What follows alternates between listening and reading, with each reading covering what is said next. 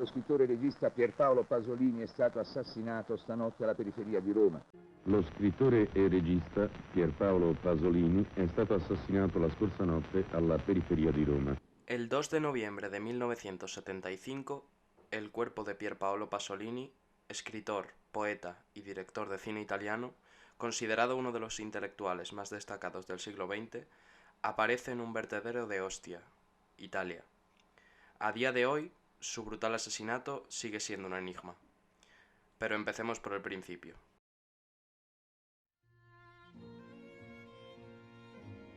El 5 de marzo de 1922 nacía en Bolonia Pierpaolo Pasolini. Su padre descendía de una familia noble de la Romaña, oficial de la infantería fascista. Se hizo famoso por salvar la vida de Benito Mussolini cuando atentaron contra il Duce en 1926. Su madre descendía de una familia campesina del Piamonte y ejercía como maestra de educación elemental. Su padre, alcohólico y ludópata, era autoritario y colérico, maltratador de su esposa. El pequeño Pierpaolo quedó profundamente traumatizado por este hecho, desarrollando una desmesurada admiración por su madre. A los 7 años empezó a escribir poesía, y a los 19 publicó su primer libro, mientras estudiaba en la Universidad de Bolonia. En 1939 se graduó en la universidad, y comienza a dar clase de literatura e historia del arte. En 1945 Pasolini ingresa en el Partido Comunista. En 1949 su vida da otro vuelco. Es denunciado por su homosexualidad y expulsado del Partido Comunista, y seguidamente despedido de su trabajo como profesor. En 1950 huye con su madre rumbo a Roma para dar un cambio radical de vida. Es en esta ciudad donde conoce a grandes personajes de la época. En el Café Rosati se reúnen todos los artistas de la capital romana, como Vittorio De Sica o Roberto Rossellini. Federico Fellini se inspirará ampliamente en estos círculos para la Dolce Vita, donde Pasolini colaboró con el guión, aunque no quisiera aparecer en los créditos.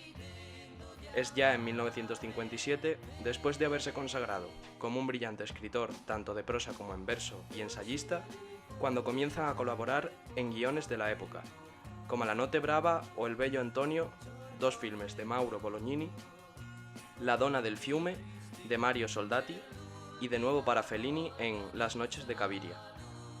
El 22 de noviembre de 1961, la muchedumbre y los amigos de Pierpaolo Pasolini se aglomeran en el convulso preestreno de Acatone. Un centenar de jóvenes neofascistas se reúne delante del cine Barberini e intenta impedir la proyección de la película. Tinta lanzada sobre la pantalla, broncas y altercados. La sesión, presentada por el cineasta y sus actores, empieza con 1 hora de retraso.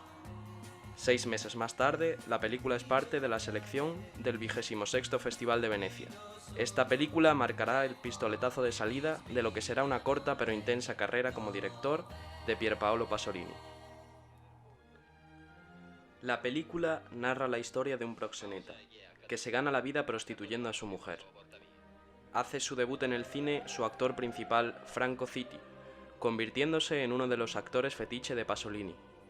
El film sigue la corriente del neorrealismo italiano, donde Pasolini quería mostrar la crudeza de la vida de la posguerra de la Italia más pobre, donde reina el hambre y la lucha por la vida.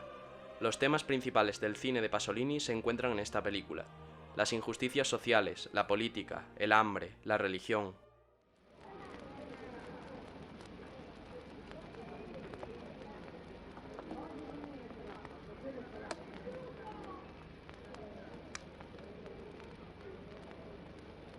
Girano dall'aria triste e appassionato che fai piangere il tuo violino tra le dita. Lindo, sai ballare?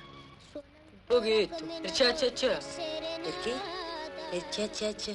Cammina, vieni a ballare tango con tua madre, vieni. Ma che te vergogni?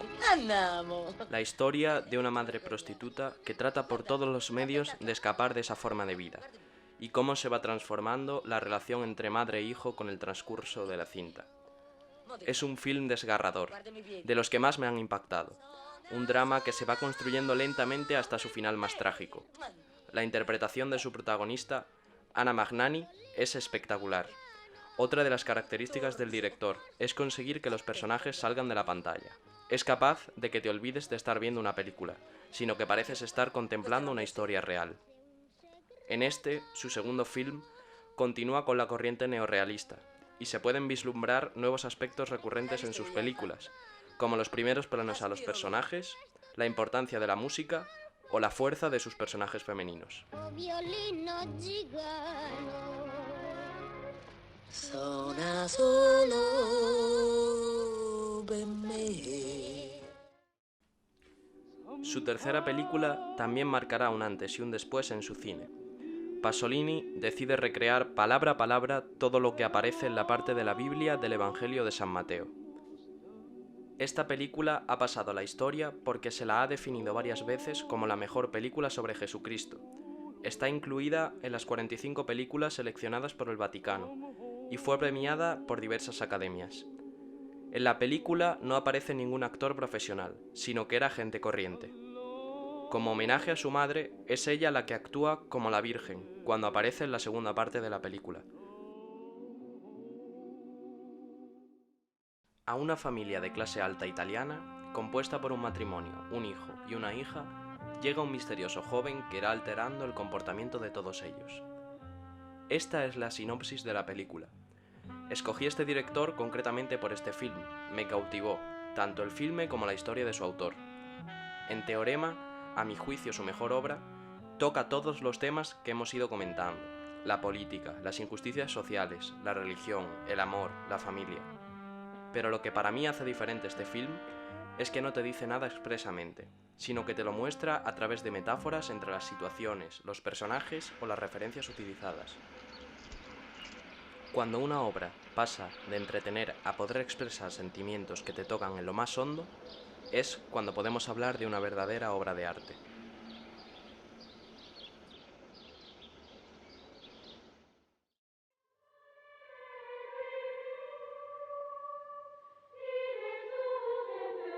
La trilogía de la vida. Esta trilogía, formada por El Decamerón, Los cuentos de Canterbury y Las mil y una noches, tienen las mismas características. Son películas que adaptan libros de cuentos clásicos. Los tres filmes son comedias eróticas donde Pasolini da rienda suelta a su lado más polémico. Su adaptación de estas historias dejan de lado los temas recurrentes de la inconformidad social y se centra en la tradición de estas tres diferentes culturas: la italiana medieval en el Decamerón, la inglesa medieval en los cuentos de Canterbury y por último la árabe en Las mil y una noches. Como curiosidad, Pasolini actúa tanto en el Decamerón como en los cuentos de Canterbury. Perché realizzare un'opera quando è così bello sognarla soltanto?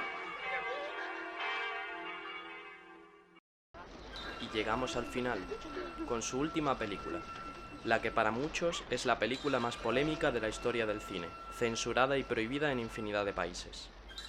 Salò o Los 120 días de Sodoma. Deboli creature incatenate, destinate al nostro piacere. Spero non vi siate illusi di trovare qui la ridicola libertà concessa dal mondo esterno. Siete fuori dai confini di ogni legalità. Nessuno sulla terra sa che voi siete qui. Per tutto quanto riguarda il mondo, voi siete già morti. En una mansión, 4 señores se reúnen con 4 ex prostitutas y con un grupo de jóvenes de ambos sexos, partisanos o hijos de partisanos, que han sido hechos prisioneros. Nadie en la casa puede eludir las reglas del juego establecidas por los señores. Toda transgresión se castiga con la muerte. Además, ellos gozan de la facultad de disponer a su antojo de la vida de los cautivos. Salò o Los 120 días de Sodoma es el film más desagradable que he visto nunca. Para muchos es una cinta horrible que no debería ver nadie jamás, pero, en mi opinión, aunque la cinta sea una experiencia repulsiva, es una experiencia única. Puede que no haya sentido esas emociones tan asquerosas con ninguna otra película, y era exactamente lo que buscaba el director: provocar náuseas al espectador e intentar mostrar la mayor crueldad a la que puede llegar el ser humano. Su intención, después de realizar esta cinta, era dirigir una trilogía de la muerte, al igual que su trilogía de la vida, pero 3 semanas antes del estreno de Salò ocurrió la tragedia.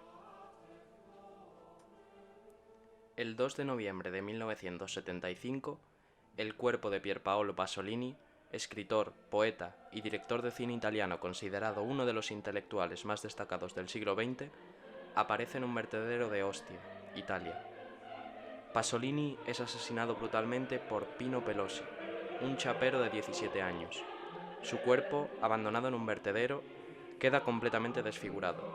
El joven confiesa el crimen, afirma haber actuado en legítima defensa al ser atacado por Pasolini, que intentaba violarle. Es acusado e ingresa en prisión, pero las circunstancias que rodean el caso son muy extrañas. 30 años después, en 2005, Pelosi declara en televisión su inocencia. Revela que fueron 3 personas, una de ellas con acento siciliano, quienes acabaron con la vida de Pasolini, increpándole a gritos maricón sucio comunista.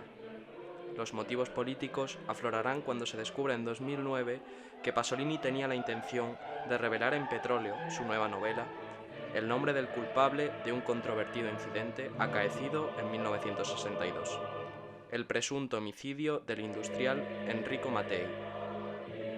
Las investigaciones sobre el crimen no cesan. ¿Será un sempiterno enigma? Por ahora, solo existe una única verdad. Pasolini, el hombre, decidió ser libre y no cayó, pagando un alto precio por ello, su vida. Est-ce que vous allez être, quand votre dernier film va sortir, il s'intitule Les 120 jours de Sodome, une fois de plus celui par lequel le scandale arrive? Je pense que scandaliser, c'est un droit. Être scandalisé, c'est un plaisir. Et le refus d'être scandalisé, c'est une attitude moraliste. Est-ce que vous avez parfois la nostalgie de l'époque où les gens vous insultaient dans la rue? On m'insulte encore aujourd'hui. Et ça vous cause un certain plaisir? Je ne le refuse pas, parce que je ne suis pas un moralisateur.